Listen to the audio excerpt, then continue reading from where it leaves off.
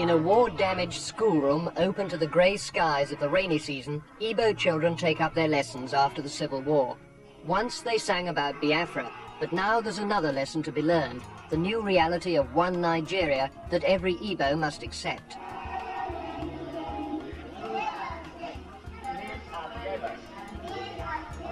His name is God. G-O-W-N, God.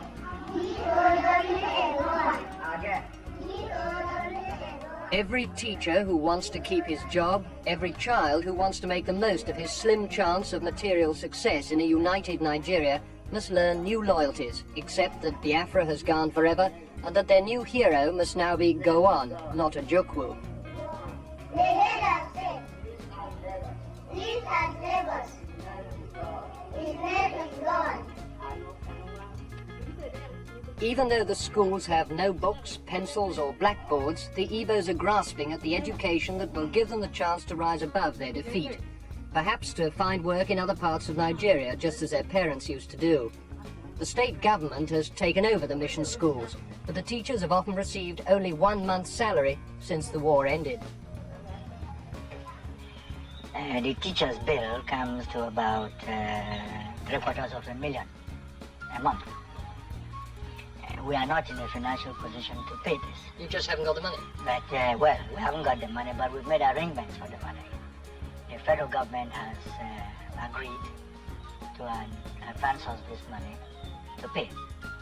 And so we've started paying, but there are still a few teachers in the more remote areas where the sub-treasuries have not yet been set up, who haven't got their pay.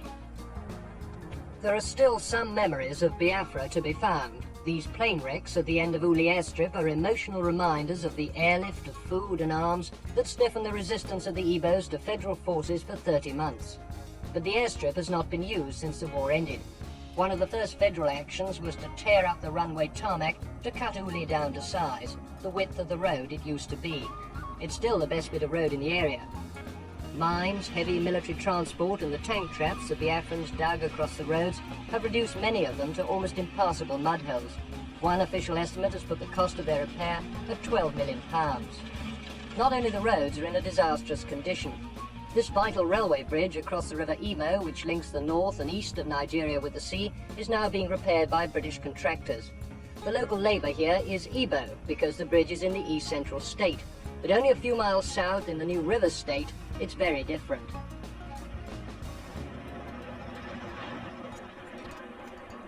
Here at Nigeria's only oil refinery, not one of the Igbos who worked here before the war has been allowed back.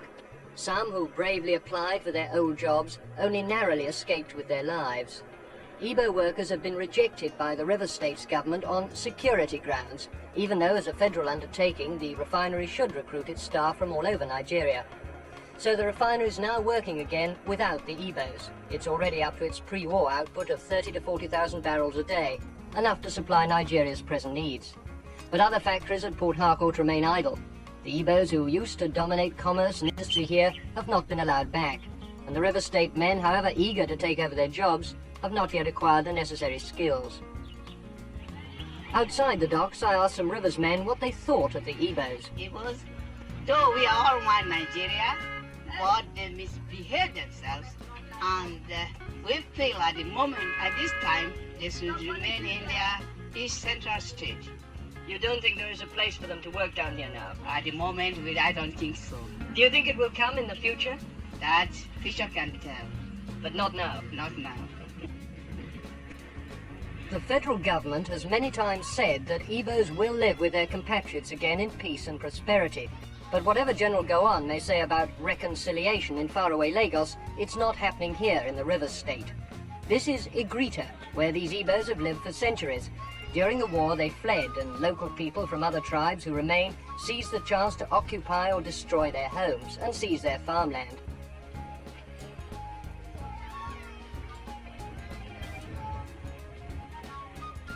So now these people, there may be as many as 10,000 of them, huddle in squalid refugee camps like this, outcasts in their own towns.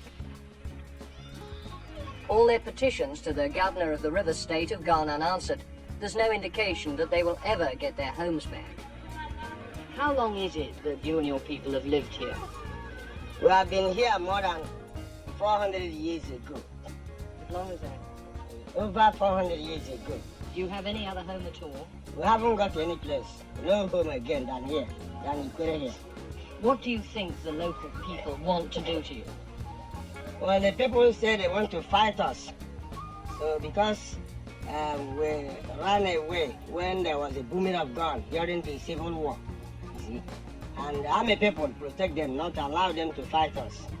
So the army at the moment is keeping you and them apart? Yeah, the army people are guiding us here. What would happen if the army left you alone? They said they will fight against us. They'll try and drive you out? Yes, sir.